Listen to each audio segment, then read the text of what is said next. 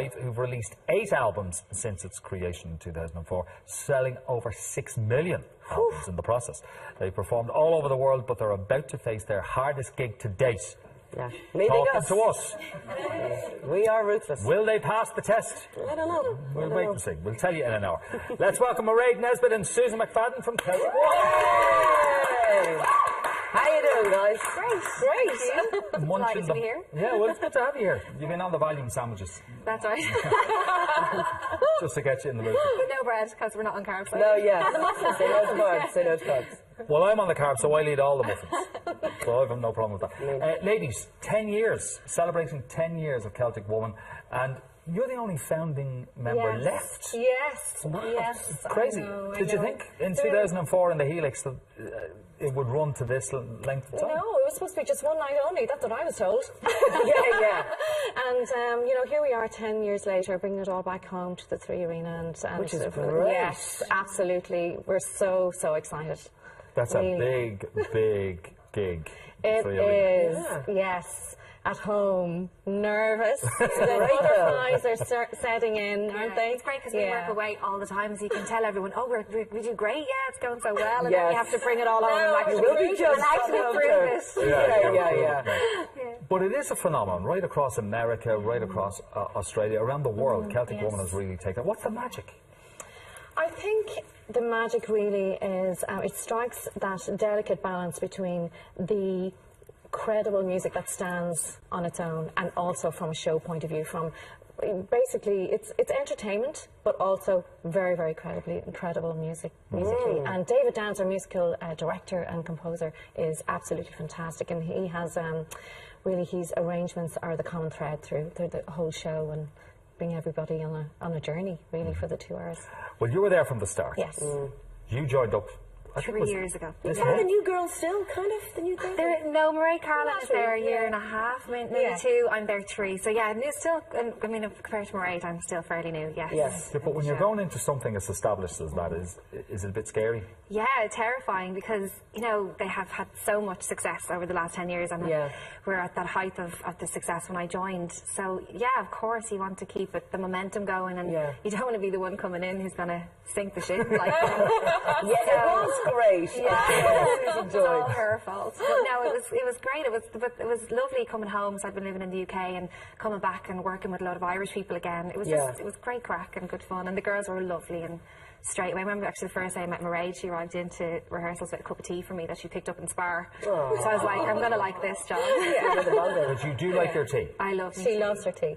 Really? But look, it's just as well that you do get on, because you spend so long on a tour bus together, like a good few months of the year. We spend most of the year, but I mean 8 to 9 months. Yeah, our long one is we do 4 months in America. That's straight through in the spring. So we're 4 months continuously on a tour bus living So together. what is life like living on a tour bus? Do you have little bunk beds? Yes. Seven dwarfs, do you? Yes, we pamper our bunk beds. We do. Them out. Yes. Yeah, we all have our little special caves. How many of you are on that bus? Our bus, there's 5 of us, just 5, sometimes 6, depends. So there's not that many on our bus. We're lucky. All girls? Okay. All girls. Okay. Girls only. Right. Okay. So I'd say the smell of fake tan and GHD. Well, what's on the lad bus? That's the lad. That's the cruise bus. Yeah.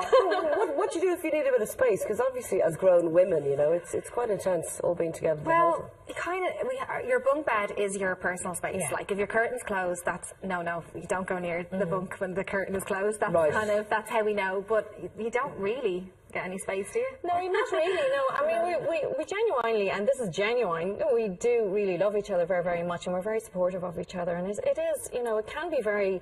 You know, there is the glamorous side, obviously, and then there's the 4 months in the bus, and you get to see your hotel rooms for just maybe 2 or 3 hours every day. You know, and you know, so you know, you have to be supportive of each other and respect each other's space. Yeah, exactly. Yes. Exactly. You learn pretty fast.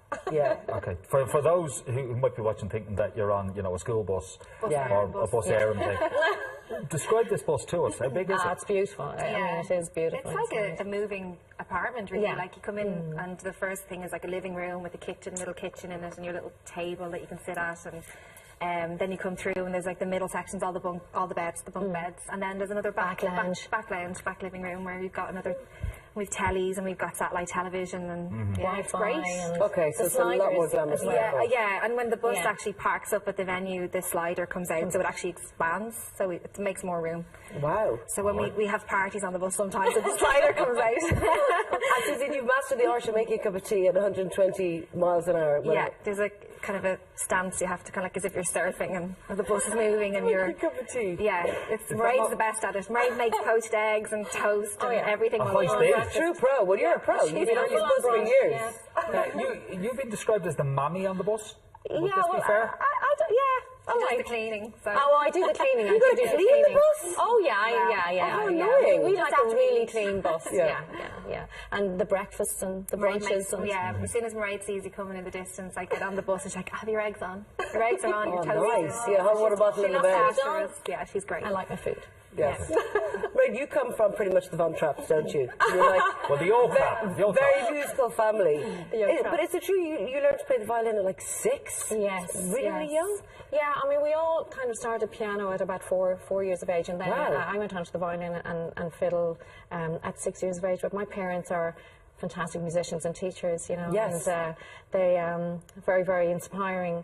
And so I think it was like breathing, running, walking, to play music in our family, you know, it's just another means of communication, really, as well, you know. Yes. Did people invite the whole family to parties because they knew here's the entertainment? Yeah, happy days. I know.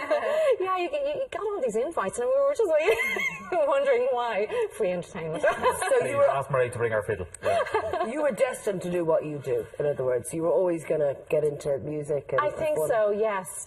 Although you know, my parents always knew how, you know, it's not the easiest life in the world to be a musician and to make a good living, and you know, but you have the whole creative element of it as well, and so they were very realistic as to their advice. Yeah, right. We're looking at you spinning and playing the fiddle. Wow. Yeah. I'm tired watching it. How do you not kind of miss the whole thing on one of those spins? Because I'd just get dizzy. I think it's mean that you have to dance. Like, surely why can they let you concentrate on the fiddle? Well, it's just something I've always done all my life. I mean, really, the movement is secondary to the music. The music is the most important thing. But you know, I think if the movement makes sense of the music, it's always something that I've done, and I just really enjoy it. And I get that luxury with Celtic Woman because they let me, you know, okay, your exit is there, and your entrance is there, and your exit is there. Just do what you do in the middle of all that. So that's yeah. Okay, didn't you do the music for Tinkerbell? Yes. How did that happen? Yes. I was the featured soloist on Tinkerbell, on the first 2 Tinkerbells. Amazing. And It's the Disney movie, folks. Yeah. People probably have it home. Yes, we do. I know. It was just a dream come true, really. And the musical composer, Joel McNeely, and also Matt Walker, the producer as well, heard my sound on the television. And funnily enough, they heard the violin first.